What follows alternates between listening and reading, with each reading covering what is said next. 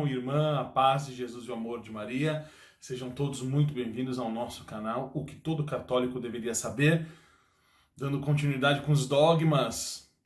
Na primeira categoria, dogmas sobre Deus, nós vamos falar agora sobre a Santíssima Trindade, né? Em nome do Pai, do Filho, do Espírito Santo, que nós católicos estamos acostumados a justamente fazer no início da missa. No final, nós acabamos com a bênção também, sempre em nome do Pai, do Filho e do Espírito Santo também. É o mistério da Santíssima Trindade. Irmãos, mistério não foi feito para ser entendido. Mistério foi feito para ser contemplado. Forte isso, bonito, né? Nosso bispo aqui da nossa diocese, Dom José Negri, uma vez disse isso e é a pura verdade. Existem coisas que para o nosso entendimento, para a nossa consciência humana é quase impossível entender e compreender. Então nós temos que, algumas vezes, não entender e contemplar. É lindo isso. A Santíssima Trindade. Santíssima Trindade, houveram algumas heresias, logo no início, ano 300, eu vou explicar um pouquinho usando Denzinger, da Santíssima Trindade, que é um dogma. Foi preciso evoluir com esse dogma de fé, porque as heresias estavam críticas, eu vou explicar porquê e em qual período, mas o mistério da Santíssima Trindade, irmãos e irmãs, é um mistério central da fé e da vida cristã. Ele é o ensinamento mais fundamental e essencial na hierarquia das verdades de fé, dos dogmas de fé. Nós nos deparamos com a Santíssima Trindade, como eu disse, no início da Santa Missa, no final da Santa Missa também com a bênção. E se nós pegarmos a Sagrada Escritura para citar a importância da Santíssima Trindade, Santíssima Trindade, não há três deuses, há um só Deus em três pessoas. Um só Deus em três pessoas. Se nós formos em Mateus 28, 19. Estou com a Sagrada Escritura. E depois, ensinai a todas as nações, batizai-as em nome do Pai, do Filho e do Espírito Santo. Mateus. E nós temos, por exemplo, 2 Coríntios 13, 13. A graça do Senhor Jesus Cristo, o amor de Deus e a comunhão do Espírito Santo estejam com todos vós. Essa é a fala que o sacerdote recita logo no início da Santa Missa, do sacrifício de Cristo. Isso é maravilhoso. Santíssima Trindade não são três deuses, é um só Deus em três pessoas. Eu vou utilizar agora, a gente já volta para a Sagrada Escritura. Catecismo da Igreja Católica, se você for curioso, no Catecismo, se você for no parágrafo 251, isso. Desculpe, 249, a partir do 249 ele fala: a Santíssima Trindade na doutrina da fé, a formação do dogma trinitário.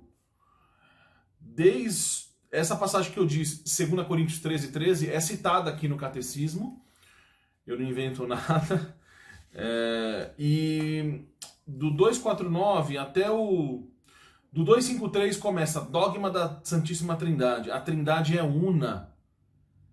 Se você chegar para alguma pessoa e falar o que é três é um, para a consciência humana isso é um mistério, né?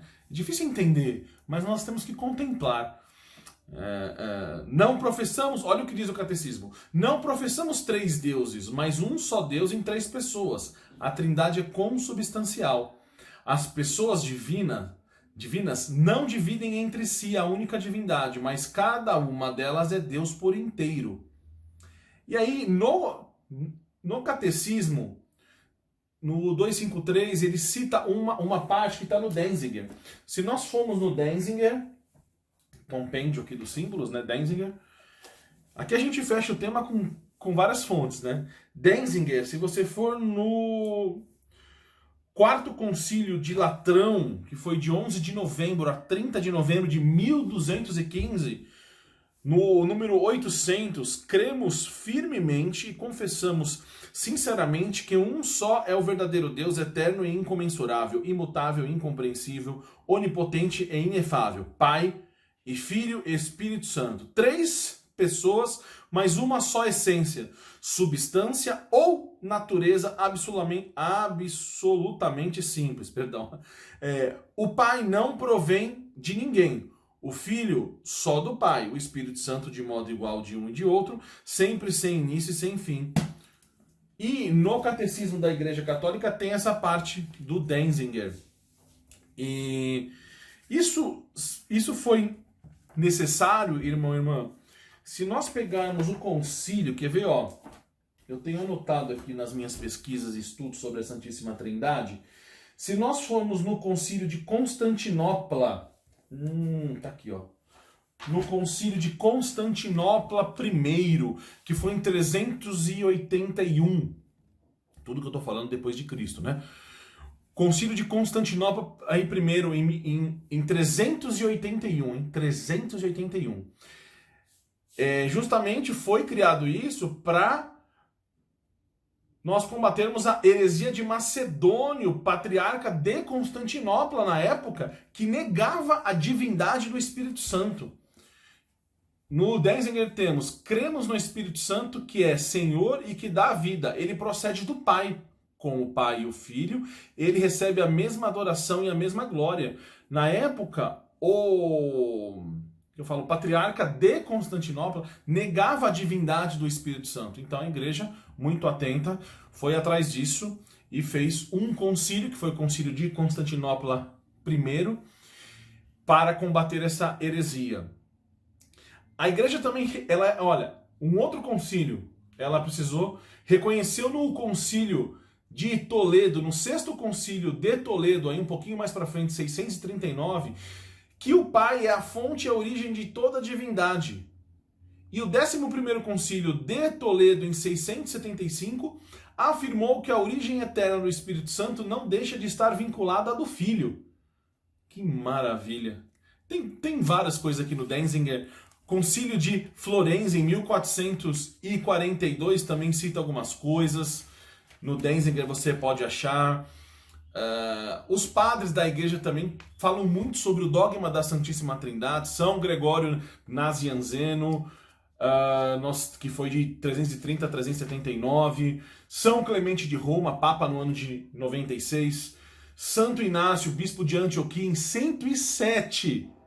Mártir em Roma, já dizia isso na carta aos Efésios. São Justino, Teófilo de Antioquia, Santo Irineu de Leão, em 202, Tertuliano, São Policarpo de Esmina, todos defendendo a Santíssima Trindade. Então, nossa igreja é maravilhosa. Vamos acabar então em nome do Pai, do Filho e do Espírito Santo. Paz e bem, irmãos.